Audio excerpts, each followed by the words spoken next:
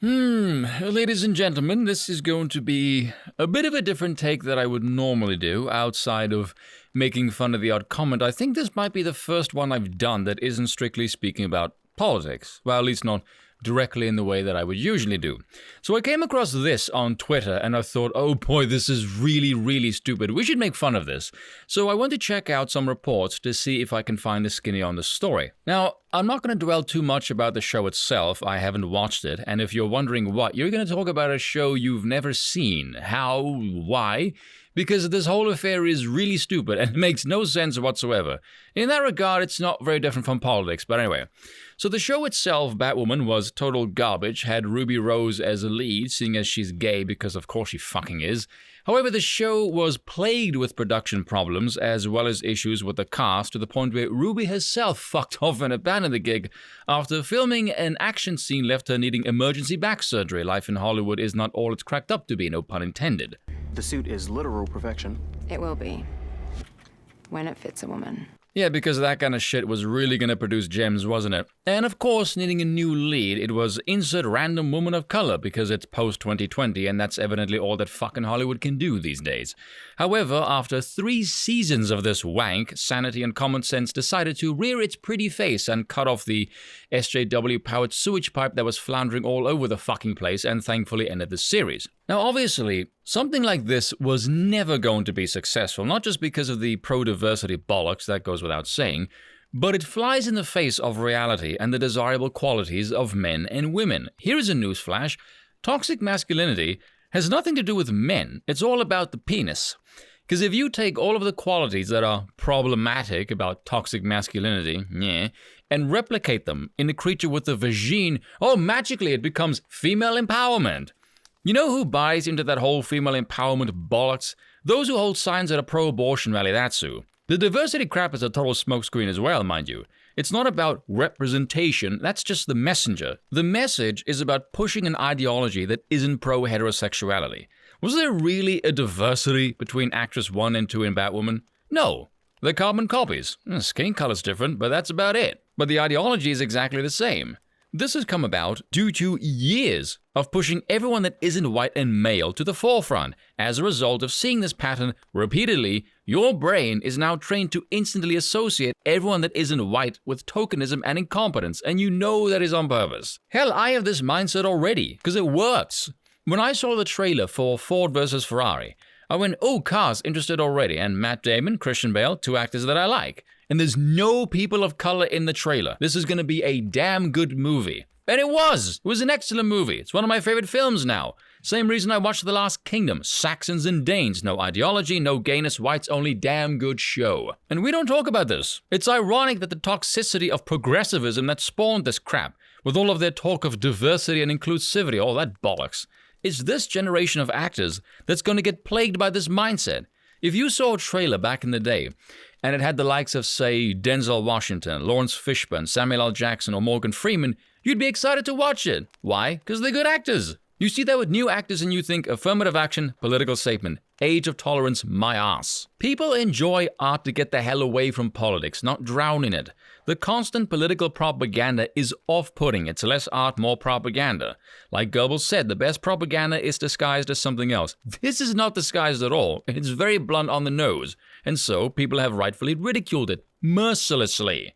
And women don't find this crap appealing either. The idea... Sound like Ben Shapiro there for a second. The idea of someone with physical prowess who embodies strength, power, and defense, these are not the traits of women, these are the traits of men, because Mother Nature designed men to be the physically superior of the sexes. They are biologically designed for that role, and there's nothing you can do to change that. That is set in stone. As a result, if you put a female in a role that a male would clearly be far more suited for, they look ridiculous. Over-emotional behavior turns out not to gel as well with trying to kick ass as stoicism, who'd have thought. And because of that, females do not aspire to this when it comes to success. Can we drop this powerhouse woman symbolism crap? They don't find this power fantasy appealing. Look at the real world. Look at any woman who is known and has a following. Look at social media. Look at Twitch, YouTube, Instagram. Ladies, you are not valued for your brain and your brawn. That's what men are valued for. You are valued for a pretty face, your tits, and your ass, which is powered by youth. Can we please stop pretending this isn't the fucking truth? Like even those women who've attained an impressive physique, God bless you. But look at their Instagram. Yoga pants, skimpy top, posing to show off their ass. And you can see that across the board. Women who attain a high level of social media presence and money, what do? They splash it on clothing, shoes, and makeup. Fancy outfits showing off their labels, dressed to the nines. I'm just so sick of this facade. Stop pretending this isn't what women are. Women are attention seekers and they want validation. And these are the assets they've been blessed with to do so. I know capitalism mixing with social needs is really, really bad for society. It was absolute poison for human relations. However, the women who are in that, who own that's what they do, I can at the very least respect their honesty in the trade. I don't need to approve of it, but I can at the very least respect the hustle. But if women want a real man, then recognize a real man protects and provides. Real men want a real woman, and real women play a supportive role, which regardless of what some miserable old feminist says, is not a role to be demonized. Remember the old saying, behind every great man is a great woman? Women would take pride in the success of their men because they recognize their role in helping build that success. She was her man's whole world. That whole attitude is long fucking gone.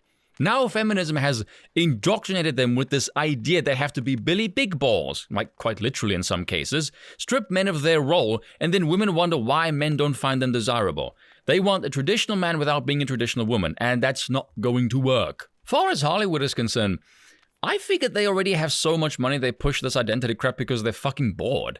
They can afford to take the hit financially, well, at least for a while before the shareholders and investors get a little too pissed off their investment isn't making the dosh they were promised, though I am speculating on that one.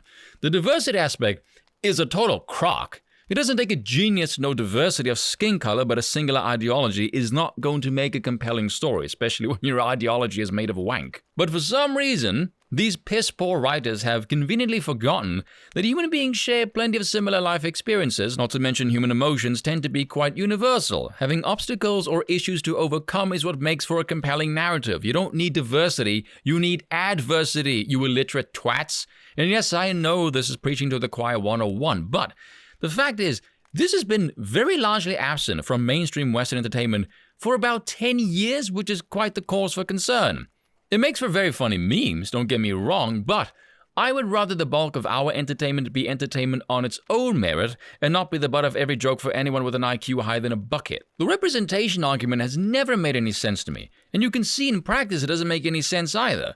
Why does someone need to share similar physical characteristics with me in order for me to find them relatable? That's an insult to my imagination. Secondly, look at the West. Asian culture is really, really popular with those of European descent. Clearly, representation is not a pressing concern for us. I'm a really big fan of their period pieces. It's well written, much better than the crap the West can crank out.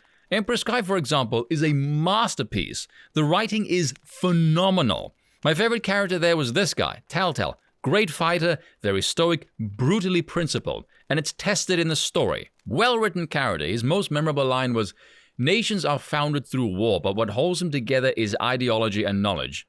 We don't hear philosophical gems like that in our entertainment. Where was I going with this again? Oh, sorry, the Billboard. I'm going off the rails here.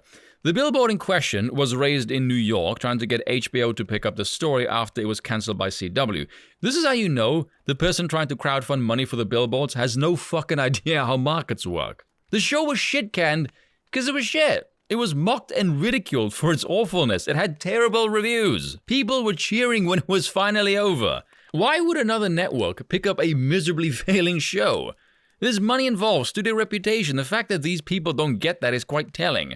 I imagine seeing those billboards might make regular people laugh and think, wow, there's a few morons who are oddly obsessed with really bad TV shows. I went to go look at the crowdfunding page. You know how many donations they got? 76. 76, yeah, this show is just bursting at the seams ripe for a comeback. The woman who crowdfunded it wrote, "It's the representation that queer women of color around the world have been asking for decades." Comments on the page were very much the same. One saying, "We deserve one more season." That tells me they care nothing for any fiscal responsibility or consequences on behalf of the studio, the actors, the investors, or anything. Do try and explain why the hell you deserve anything. The entitled arrogance to think you deserve a show purely because of what jingles your sexual jollies. Here's a harsh truth for you. Just because you're rare doesn't mean you're fucking special or valuable. This is a level of ego that leaves even me of all people quite shell-shocked. And I know people bash the Rainbow Coalition because they're creatively destructive, it's soul-destroying political propaganda, etc., etc. But here is the honest truth why so many can't stand these people, aside from the bizarre ideological rigidity. It's because they're fucking boring. Really. They have no personality. Look at what they're clamoring for. They want to see this ideology represented in yet another thing. It's a cancer. They need this to be part of everything because that's how they function. Their entire being flows through this thing. The tentacles of this ideology are wrapped around every aspect of their lives. It is a uniform, rare and fringe though it may be. They're nothing but cult members. If you remove this identity aspect from their person, I guarantee you these people would all have mental breakdowns, bland, boring, and predictable, much like everything else infected by their self-hating misery. And that's all for today. Until next time.